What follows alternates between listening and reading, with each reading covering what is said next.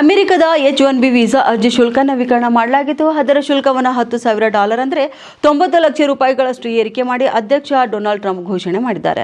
ಇನ್ನು ಇದೇ ವೇಳೆ ಅವರು ಅಮೆರಿಕದ ಪೌರತ್ವಕ್ಕೆ ಸಂಭವ ಮಾರ್ಗವಾಗಿರುವಂತಹ 1 ಮಿಲಿಯನ್ ಗೋಲ್ಡ್ ಕಾರ್ಡ್ ವೀಸಾವನ್ನು ಕೂಡ ಬಿಡುಗಡೆ ಮಾಡಿದ್ರು. ಇನ್ನು H-1B ವೀಸಾ ಶುಲ್ಕದ ಗಣನೀಯ ಪ್ರಮಾಣದ ಏರಿಕೆಯು ಅಮೆರಿಕದಲ್ಲಿರುವಂತಹ ಭಾರತೀಯ ವೃತ್ತಿಪರ ಮೇಲೆ ದೊಡ್ಡ ಪರಿಣಾಮ ಬೀರಿದೆ. ಕಾರಣ H-1B ವೀಸಾ ಹೊಂದಿರುವಂತಹ ಲಕ್ಷಾಂತರ ಜನರು ಅಮೆರಿಕದಲ್ಲಿ ನೆಲೆ ಕಂಡುಕೊಂಡಿದ್ದಾರೆ.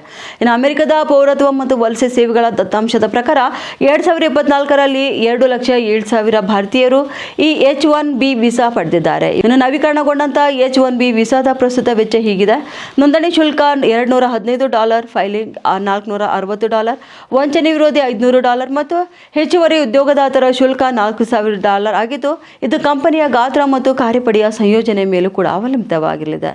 ಇದೀಗ ಈ ವರ್ಷದ ಶುಲ್ಕವನ್ನು ಹೆಚ್ಚಳ ಮಾಡಿರುವುದಾಗಿ ವಿಶೇಷವಾಗಿ ತಂತ್ರಜ್ಞಾನ ಕ್ಷೇತ್ರದಲ್ಲಿರುವವರು ಅಮೆರಿಕದ ಹೊರಗಿನಿಂದ ಉದ್ಯೋಗಗಳನ್ನು ನೇಮಿಸಿಕೊಳ್ಳುವಂತಹ ಕಂಪನಿಗಳ ಮೇಲೆ ಪ್ರಮುಖ ಪರಿಣಾಮ ಬೀರಲಿದೆ. ಇನ್ನು ವಲಸೆ ತಡೆ ಜೊತೆಗೆ ಹೆಚ್ಚು ಕೌಶಲ್ಯಪೂರ್ಣ ವಿದೇಶಿ ಕೆಲಸಗಾರರು ಮತ್ತು ಹೂಡಿಕೆದಾರಿಗಾಗಿ ಮಾತ್ರ ಹೆಚ್ಚಿನ ಆದ್ಯತೆ ನೀಡಲು ಈ ವೀಸಾ ವ್ಯವಸ್ಥೆಯನ್ನು ಪುನರ್ರಚಿಸಲಾಗಿದೆ.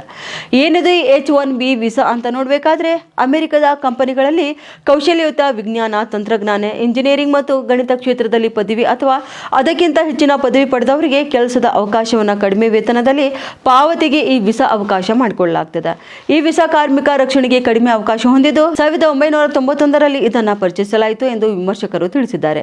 ಇನ್ನು ಈ ವೀಸಾಗಳನ್ನು ಲಾಟರಿ ವ್ಯವಸ್ಥೆಯ ಮೂಲಕ ವಿತರಿಸಲಾಗುತ್ತಿದ್ದು, ಈ ವರ್ಷ ಅಮೆಜಾನ್ 10,000ಕ್ಕೂ ಹೆಚ್ಚು H-1B ವೀಸಾಗಳನ್ನು ಪಡೆದಿದೆ. ನಂತರದ ಸ್ಥಾನದಲ್ಲಿ ಟಾಟಾ ಕನ್ಸಲ್ಟೆನ್ಸಿ, ಮೈಕ್ರೋಸಾಫ್ಟ್, ಆಪಲ್ ಮತ್ತು ಗೂಗಲ್ ಇವೆ. UCICಯ ಪ್ರಕಾರ ಅಮೆರಿಕದ ಕ್ಯಾಲಿಫೋರ್ನಿಯಾದಲ್ಲಿ ಅತಿ ಹೆಚ್ಚು H-1B ಕಾರ್ಮಿಕರಿದ್ದಾರೆ ಎಂದು ಕಂಡುಬಂದಿದೆ.